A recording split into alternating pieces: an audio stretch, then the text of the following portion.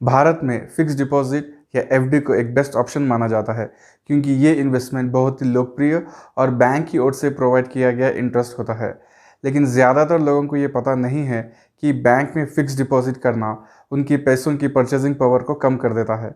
इस वीडियो में जानेंगे कि क्यों एफडी एक बेस्ट ऑप्शन नहीं है। तो चलिए शुरू करते हैं।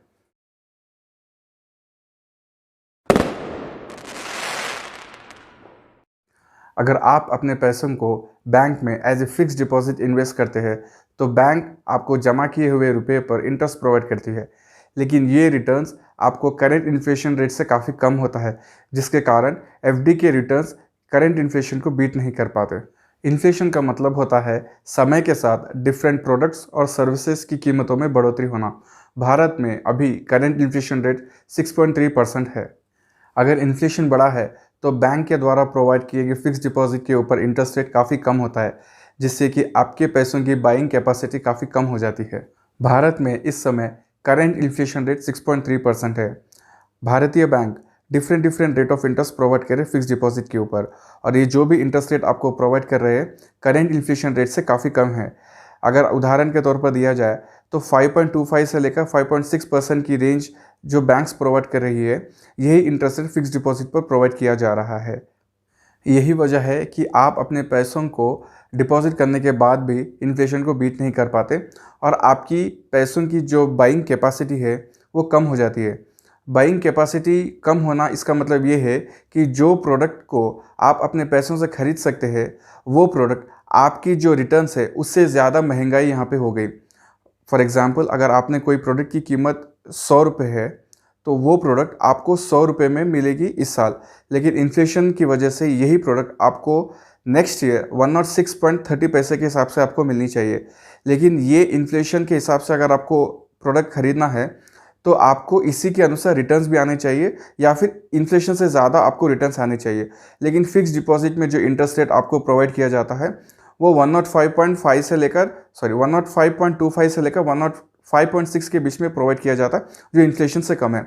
आपके पैसा जहां भी इन्वेस्ट करें, कोशिश करें कि आप इन्फ्लेशन को बीट कर सके और इन्फ्लेशन से ज़्यादा आपको रिटर्न्स आ सके। अगर आप फिक्स डिपॉजिट पर इन्वेस्ट करने की सोच रहे हैं तो एक और बार सोच लीजिए, क्योंकि जो रिटर्न्स आपको मिलने वाले हैं भविष्य में वो ज़ीरो या फिर नेगेटिव भी हो सकते हैं। आप चाहे तो बैंक में इंक्वायरी कर सकते हैं, जो इंटरेस्ट रेट वो बैंक प्रोवाइड कर रही है वो इन्फ्लेशन से कम ही होगा। सरल शब्दों में अगर कहा जाए तो बैंक जो फिक्स डिपॉजिट पर आपको इंटरेस्ट प्रोवाइड कर रही है उससे ज़्यादा महंगाई है। कोरोना संकट की महामारी से पहले से ही बैंक्स अपने फिक्स डिपॉजिट के इंटरेस्ट रेट को कम करती जा रही है। इसका कारण आरबीआई को बताया जा रहा है। जो लोग एक्चुअली जो बैंक में फिक्स डिपॉजिट कर चुके हैं उनके रिटर्न्स ज़ीरो या फिर नेगेटिव होते जा रहे हैं। भारत में majority of the banks interest rates fix deposit पर कम करती जा रही है। इसका कारण आरबीआई की मॉनेटरी पॉलिसी को बताया जा रहा है। आरबीआई ने अपने recently by monthly monetary policy meeting में ये साफ कर दिया कि रेपो रेट और रिवर्स रेपो रेट में कोई बदलाव नहीं होगा। इंटरेस्ट ऑन सेविंग्स पे जो कटौती होती जा रही है उससे ये अनुमान लगा रहे थे कि एफडी पर जो इंटरेस्ट मिलेगी उसमें बढ़ोतरी होगी, लेकिन आरबीआई ने ये क्लियर कर दिया कि रेपो रेट और रिवर्स रेपो रेट में कोई बदलाव नहीं होगा। तीसरा कारण है फिक्स डिपॉजिट ना करने का, वो ये है कि taxes on interest of fix deposit. अगर आपकी बैंक में आपने फिक्स डिपॉजिट कर रखा है और उसके रिटर्न्स आपको 40,000 से ज़्यादा मिलते हैं तो इनकम टैक्स कानून के तहत आप 40,000 से ऊपर रुपए जो इंटरेस्ट आपको मिलेंगे वो टैक्सेबल है।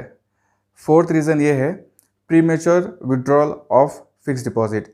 अगर आप अपने बैंक में फिक्स डिपॉजिट रखे हैं और आप तय समय सीमा से पहले ही आप अपने फिक्स डिपॉजिट को ब्रेक करना चाह रहे हैं तो बैंक से आपको 0.05 to 1% का चार्ज आपको बैंक को देना पड़ेगा on premature breaking of fix deposit. तो चलिए दोस्तों, अब जानते हैं कि आपके पास कौन से ऐसे ऑप्शंस है फिक्स डिपॉजिट से बेहतर रिटर्न्स आपको मिलेंगे।